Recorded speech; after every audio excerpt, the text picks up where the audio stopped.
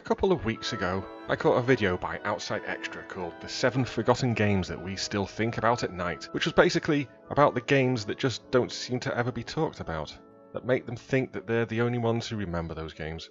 And that got me thinking. There's plenty of games from my past that seem to rarely get a mention anywhere. There's approximately 20 billion videos about your Nintendo game of choice, quite rightly of course.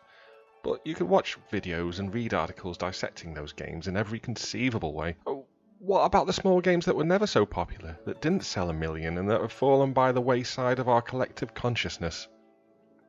So, I thought I'd give a go at talking about the games that I remember, that still come to mind from time to time. Some I still play to this day, some I haven't played for literal decades. Maybe there'll be a hidden gem, maybe they'll be rubbish, but they will be talked about. Oh yes, they will be talked about. And so to start, I'm looking at a budget title for 8-bit home computers from 1987. Ladies, gentlemen, and non-binary friends, may I present to you Firebird's Mad Nurse. A quick history lesson first, though, for those unfamiliar with budget games of that period. Back when 8-bit home computers ruled the UK, a staple for any young gamer was the many budget titles available from high street stores. You'd go to your local Boots, WH Smiths, or whatever, and at least in my experience, along with the full price games, they'll have a rotating rack of these £1.99 titles from publishers like Codemasters, Mastertronic, or in this case Firebird. Coders would write these games in their bedrooms or wherever, send them into these software houses, as publishers were known in those days, and if accepted, could join their peers on those rotating racks of pocket money price goodness. Actually, I say goodness. Let me come right out and say it now. Revisiting Mad Nurse reveals it to not be a good game, and our first clue comes with the loading screen. Imagine having to wait through several minutes of loading with nothing but this to stare at. Those faces, those weirdly elongated arms. Oh, and at this point, let me quickly point out that the original version was written by Simon Pick for the Commodore 64, but I had a Spectrum, and so that's what I played the game on, and that's the version of the game, ported by Peter Cuff, that I'm covering here. So, the idea of the game is you're a nurse, as the title of the game suggests, and you're tasked with looking after babies in a maternal ward. These aren't newborns, though, they're old enough to be crawling to their deaths if you're not careful. Each level is split into 9 sections across 3 floors, and each section is randomly chosen, either as a harmless background, a cot, or a section with plug sockets. The babies appear from the left of each floor, and without your intervention, they will crawl to the right towards their deaths. Like lemmings before lemmings. If they reach a plug, they are electrocuted and die. If they touch a bottle of medicine that randomly spawns, they are poisoned and die. If they reach the lift at the far end of the screen, they fall down the lift shaft, regardless of where the lift is, and die. So you're tasked with picking up the babies before they reach any of these hazards, and then carry them back to the safety of one of the cots. Unfortunately, it would seem that the more babies you cram into one of these cots, the more likely they are to literally vault back out and continue with their death march, crawl.